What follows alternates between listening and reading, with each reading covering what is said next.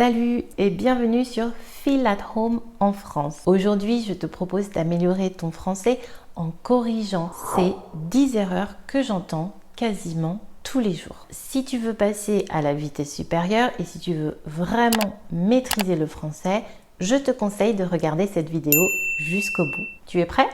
On y va. Première erreur, ce gâteau est très délicieux. Il faut savoir que certains adjectifs en français ont déjà la notion de superlatif absolu. Un superlatif absolu, ça veut dire qu'il n'y a pas mieux. On est déjà au maximum. C'est le cas des adjectifs délicieux, magnifique, formidable, extraordinaire. Donc, à la place, tu diras tout simplement « ce gâteau est délicieux ».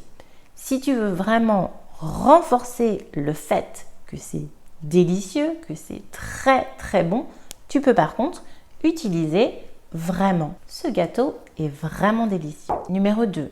Je visite mes parents. Ici, c'est le choix du verbe qui ne convient pas. Et oui, tu ne peux pas visiter quelqu'un. Par contre, tu peux visiter un lieu ou un monument. Par exemple, tu peux visiter la ville de Paris, tu peux visiter le musée du Louvre ou tu peux visiter la région Bretagne. À la place, tu dois utiliser rendre visite ou aller voir. Je vais rendre visite à mes parents, je vais voir mes parents. Numéro 3. Je vais à la maison de mes amis. Bien que le choix de la préposition soit correct, car on utilise à la, au, à ou au avec un X devant un lieu inanimé, c'est la tournure de la phrase qui ne convient pas. Car ici, l'objet inanimé, il appartient à tes amis. Du coup, on va utiliser la préposition chez. Et tu diras, je vais chez mes amis. Puisque chez, on l'utilise pour parler d'un lieu qui fait référence à quelqu'un, donc ici, mes amis, ou à une profession.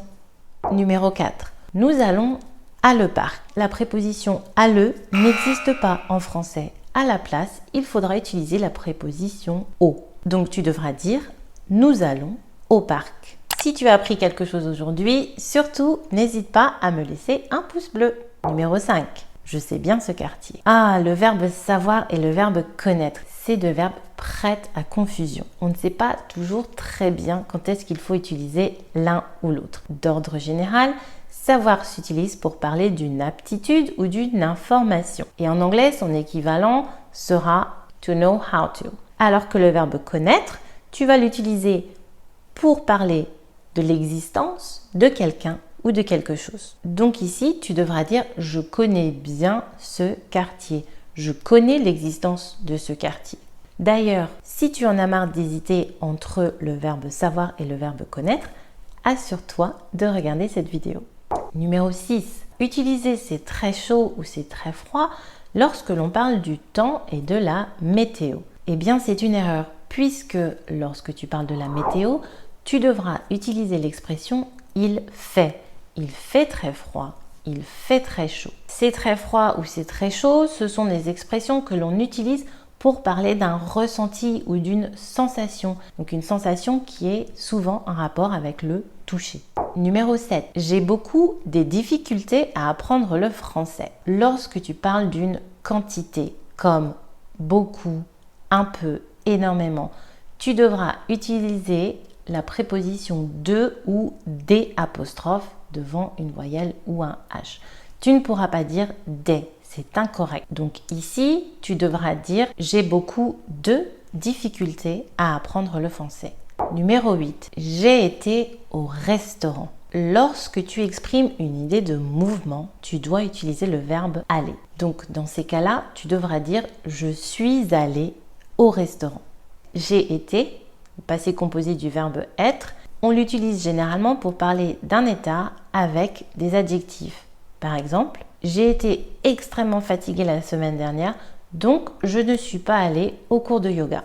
Numéro 9. Je suis très excitée de partir en vacances. D'ordre général, l'expression être excité a plutôt une connotation sexuelle. Donc, pour éviter toute situation un petit peu embarrassante, il vaut mieux utiliser l'expression avoir hâte. J'ai hâte de partir en vacances. Par contre, être excité peut être plus facilement utilisé pour décrire le comportement des enfants. Par exemple, nos enfants étaient excités comme des puces. Numéro 10. Je suis 22 ans. Faute classique, très souvent commise par les anglophones. Petit rappel, en français, tu vas utiliser le verbe avoir lorsque tu parles de ton âge. Donc, tu devras dire j'ai 22 ans, j'ai 40 ans, j'ai 17 ans et non pas je suis. C'est tout pour aujourd'hui et j'espère que tu as pris des notes et que tu vas travailler sur ces erreurs qui sont vraiment très courantes. Si tu as aimé cette vidéo, surtout n'hésite pas à me laisser un pouce bleu et considère t'abonner à ma chaîne. En attendant la prochaine vidéo, passe une superbe journée. Je te dis